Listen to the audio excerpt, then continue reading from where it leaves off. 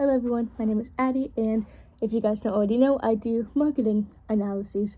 I think that's the word for analysis, I'm not sure. But yeah, I just like to analyze different companies, their marketing, and see how it's interesting and how it works and whether or not it's successful. Now, so far, all the marketing I'm going to be talking about is successful, attempts. But, in the future, I will be talking about some failed marketing schemes. So yeah, I'm going to do an analysis on Liquid Death, which is the company for today. So, as always, I have my notes here, and yeah, I'm just going to tell you guys a bit of my analysis as a young entrepreneur and just how I see all this stuff. So if you're someone that's interested in that, make sure to subscribe to the channel, and I'll just tell you guys kind of a bit about it. So, Liquid Death, what is it? It's basically the simplest explanation for it that I found. It's a company that sells water in metal cans, aluminum cans to be exact, and they have unique designs on them. So they have two main slogans. Well, the first one is murder your thirst. That one, I guess, is just like, kind of if you're thirsty, drink water, and that'll kind of cure that. So that's kind of like the main slogan, and that fits their, design. If you look at the thumbnail, I included a picture of one of the cans, and they have sort of like a grungy, heavy metal sort of aesthetic. So that, fits that. And they also have another slogan, which is Death to Plastic. As I mentioned before, I think I mentioned, they sell the water in aluminum cans. And if you don't know, as far as recycling goes, aluminum is infinitely recyclable as far as I know, which is a lot more than plastic. I think plastic can be recycled like 7 or so times, and even then, oftentimes, as we know, with the whole recycling crisis, it's not recycled. So this is a lot better as an alternative to plastic water bottles. So they do a lot of, environmentally friendly campaigning, which is good. Okay, so why is the marketing genius and why do I want to, talk about them? So most of my marketing analysis that I do include, why the marketing genius, why the campaign failed, or just why I think it's interesting. So this one is why I think the marketing is genius / unique. So the design, they designed their cans look very cool and be aesthetically pleasing. Their cans are, very unique, especially like this sort of grungy, like heavy metal sort of design. It's not very common, especially in terms of a food product like a beverage. It's very, very unique, which is good because it helps them stand out. So this is good because it's perfect for concert environments and for taking photos. It's a really aesthetic product to take pictures of, which a lot of people do, which is good for UGC, which is user generated content. So people will take pictures of them with the drinks, post them, tag Liquid Death, whatever Instagram or like social media they use, and yeah, that's just free advertising like that. Stands out and it's easy to remember. People look at these cans and they don't really forget what they look like because they look pretty unique. And yeah, they apply to a bunch of different music subcultures. Okay, so another use, this one's kind of like just a popular use, but it might not be mentioned as much. I don't know if it was one of the like original uses, like something that they made it for, or if it just happened.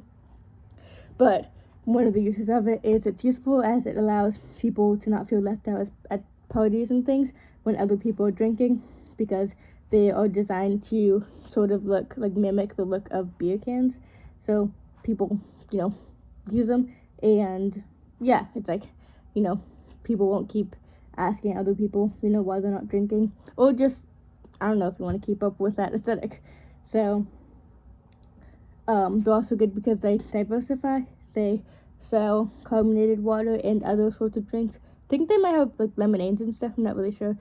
Obviously the basic water is one of the biggest things, but they have other diversifying sort of things. And the social media. The social media is very consistent and applies to the younger audience. In all of my marketing analyses, you'll see for the most part, I mentioned how they apply to the younger audience because that's incredibly important from marketing standpoints. Like, in this day and age, to be honest, the people, especially the younger people, those are the people that don't know about you yet. So if they don't know about you yet, you want them to know about you. So it's really important that you, are able to market to them. And scarcity. So this was like kind of like a specific campaign for the marketing. So overall, this analysis is of the company itself, but I'm going to be talking about a specific marketing campaign they did within their company. So this was actually pretty recently. If I remember correctly, I didn't write this down. I think it was 2025 June, I think 17th. It was about Ozzy Osbourne. So I know Ozzy Osbourne is like famous. Don't be upset at me, but to be honest, I don't really know exactly who that is. I think he's like a musician. So yeah, I'm sorry, because I know that he's really famous. I don't really know much about him. So they released a limited edition product. It was called Infinite Ozzy. It was some of the, cans. They only had 10, and it included it was signed and included some of his DNA. I don't really know how they did that, but that's what it said. And they sold for $450 each, and they sold out in minutes because people wanted them. This actually reminded me a lot of, Pokemon cards and collectibles. People will buy stuff, will buy it out. And my next marketing analysis is going to be about Coca-Cola, but the one after that, the next one after that is going to be about Wendy's, but the one after that is going to be about KFC, and I'll talk about another thing that, was scarce and it drove a lot of traction that way. That one's actually going to be really interesting, so stay tuned for that. It's going to be on Thursday, because it is Monday. So yeah, that's what I minutes, and that helped with marketing a lot because it brought a ton of attention to the company itself, through the fact that it was a limited product, but also the fact that it was Ozzy Osbourne, and a lot of people, are really fans of his work. And partnerships, just in general, they partner with a lot of different people to showcase their products. So overall, that was my analysis of the marketing with my very helpful notes, and I have notes for a lot of days in the future. Actually, I've been writing them all day. But yeah, that's just sort of some of the marketing standpoints that I thought were interesting about this company, in general. So if you have any, companies or specific campaigns that you would like me to talk about. By the way, I said the next one's about Coca-Cola, but it's actually about the Share a Coke campaign, which was incredibly viral. I'm not sure if it's still going, actually, because I've done it multiple times, but that's the one I'm going to talk about tomorrow.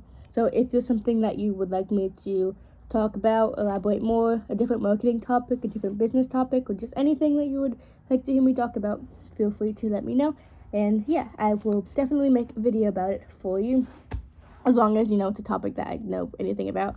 So yeah, if you like this video, make sure to subscribe to the channel, leave a like, and yeah, feel free to stick around tomorrow for my next video on the Share a Coke campaign for Coca-Cola. So thank you so much for watching, and have an amazing day. Bye.